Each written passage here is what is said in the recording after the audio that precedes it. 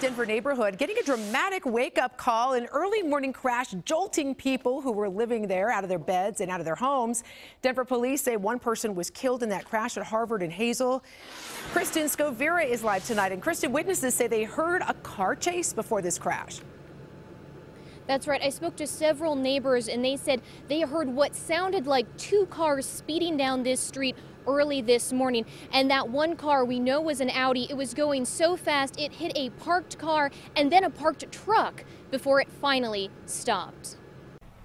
Just before 6 a.m. Saturday morning, a Denver neighborhood woke up to a devastating scene. I heard the cars going by. I heard a big bang. Girls just screaming, saying that the one girl wasn't breathing. I looked out my front door and my truck was sideways in the road. Homeowner Tom Graham says he found his parked F-350 smashed by an Audi that had hit the truck's driver's side at a high rate of speed. Buckled it there, it bent the wheel, knocked the tire off. According to witnesses, the Audi had been speeding eastbound on West Harvard Avenue, possibly chasing another car. We heard something that the guys that were driving the Mustang stole something from the girl's house and they was chasing him. The Audi first hit this Subaru station wagon before colliding with Graham's truck.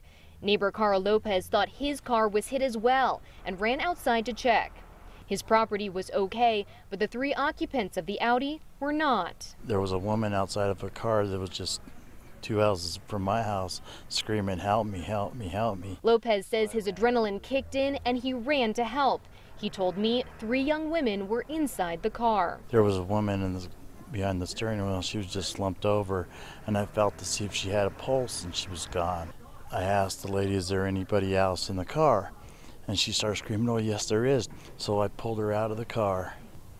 I tilted her head back to get clear airway, and she started breathing, and I'm praying that she made it. Even several hours after the crash, Lopez, still visibly shaken, says he'll never forget the trauma he found inside that car. It'll be with me for probably the rest of my life. Now you can see this memorial has been set up at the crash site. I've spoken to the Denver Police Department. The exact cause of this crash still under investigation, and the identities of those involved not yet been released. Live in Denver, Kristen Scovira, 7 News.